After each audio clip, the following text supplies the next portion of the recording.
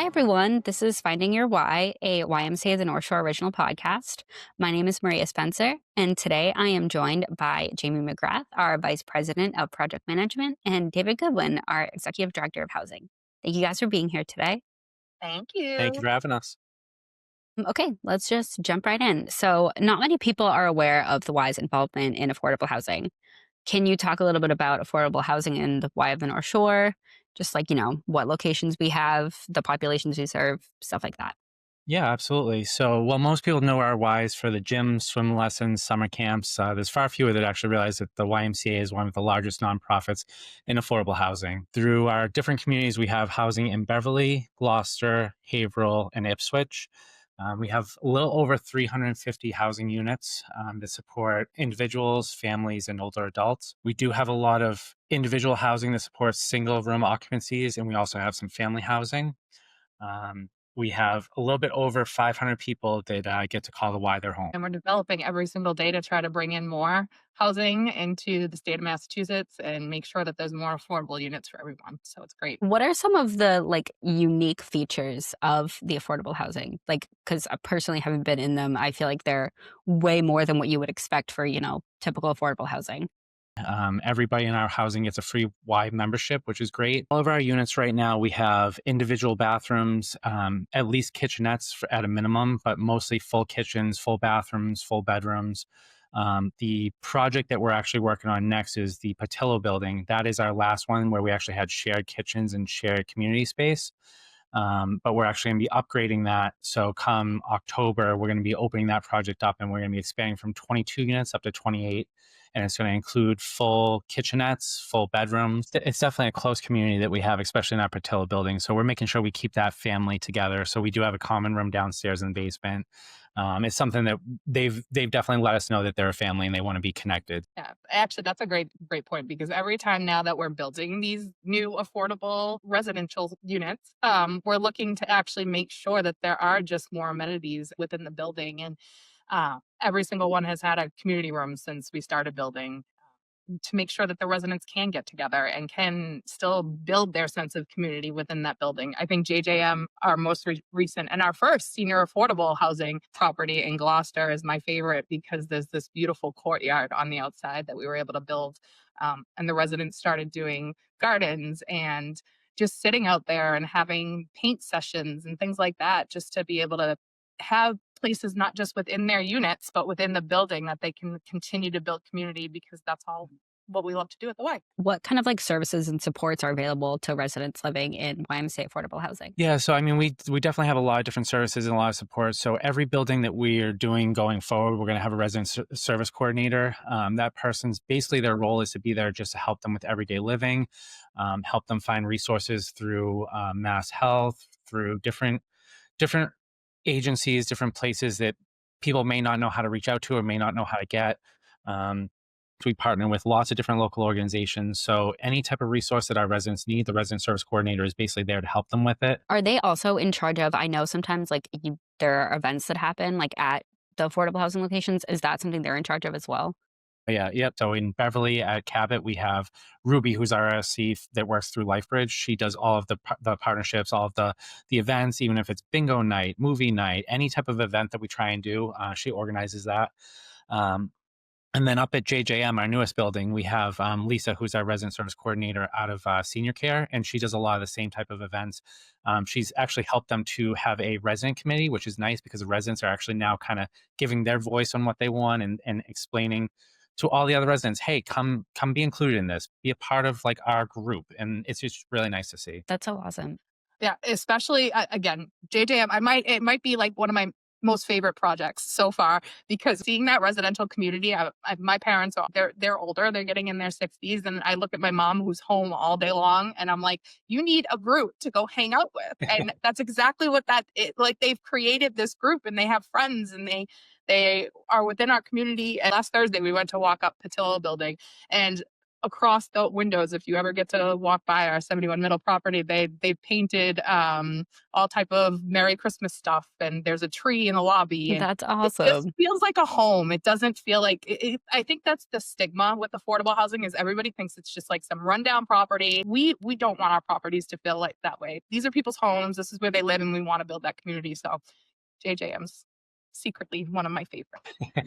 That's so cool though, how like they basically created this little community like within this community that was already established and they've just kind of taken it to a whole nother level, I feel like. A That's whole other level. amazing. Yeah, they even do art groups. One of the residents leads an art group, and they do art therapy every month. And it's just like they just any need that they have, they work with each other.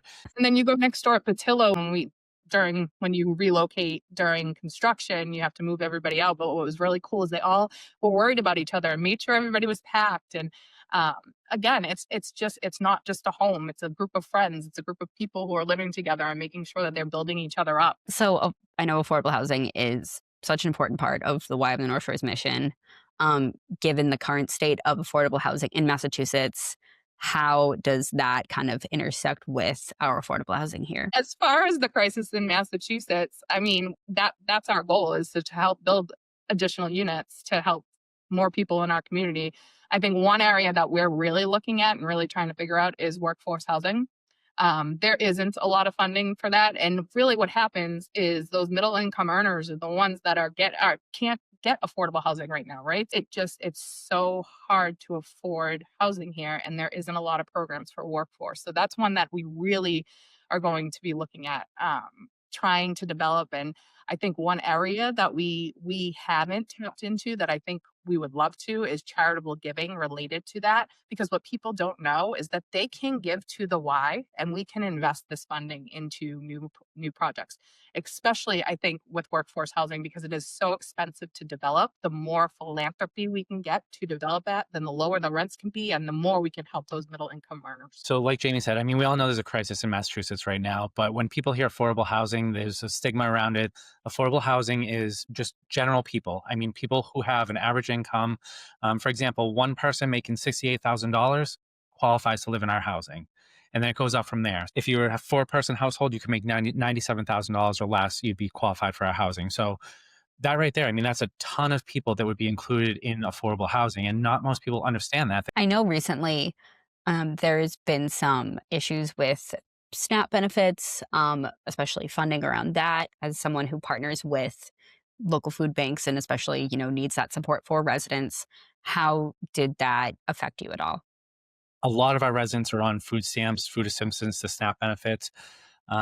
Many of them lost between $90 to $250 a month in food stamps, and they didn't know how they were going to buy their next meal, get the food for their kids. So we really kind of mobilized quickly. We made sure that we were in the forefront of this. We reached out to any organization that was willing to help. So Green Beverly helps with our food diversion program. They were actually able to ramp up the food that we got. We were able to get about $7,000 a week with the uncertainty of knowing how long they would last, but they were amazing. Helped us with every situation. Um, Anybody who came to us that said that they needed food, we were able to provide it to them. So yeah, we had a lot of resources, a lot of community partners that really stepped up and helped out in a great way. That's the best part about working for the Y and being a part of the Y is that we never run away from an issue. We run towards it. And this was just one that we were like, you don't know what's happening, but how can we position ourselves to help our community? That was another week to be proud to be a part of this Y and just watching everybody's minds going, how can we help? How can we help? How can we help? And that's the best part about the housing is the same thing is how can we keep developing? How can we have more apartments so that there's more places for people to live and be affordable? Because that's how our mindset is. It's always we want to help. The state of Massachusetts has noted that 222,000 homes are needed by 2035 to meet the anticipating housing needs of our population. I know you've mentioned projects in the works, but how has the Y positioned itself to help with this need? Yeah. So I think the biggest thing our Y does again is we run at the problem. So we are constantly having conversations, trying to find new places to develop. I mean, at the end of the day, I mean, it takes everybody to solve this crisis. I mean, we're knee deep in it, and we need affordable housing. I think us developing, us managing, us changing our existing models, adding units. I think all of it is something that is really helping in the long run, and it's needed. I mean, there's our wait lists right now are 2+ years long at a minimum. I mean, that's not okay. We have people that apply that are like, okay, in 2 years I might get housing. I mean, that's tough. It's tough to tell somebody. It discourages them. It's there's a huge need right now. It's definitely obviously still in the early stages, but is there any exclusive behind the scenes information you can share about the Patillo building? There's plenty. It is. It's very early on, but the Patillo building is cool because it was a historic building that actually was started in Gloucester by this man named Alex Patillo. He was a prominent businessman, and his original business actually burnt down. So he decided to build that building on Middle Street. And that building was a furniture factory back in the day.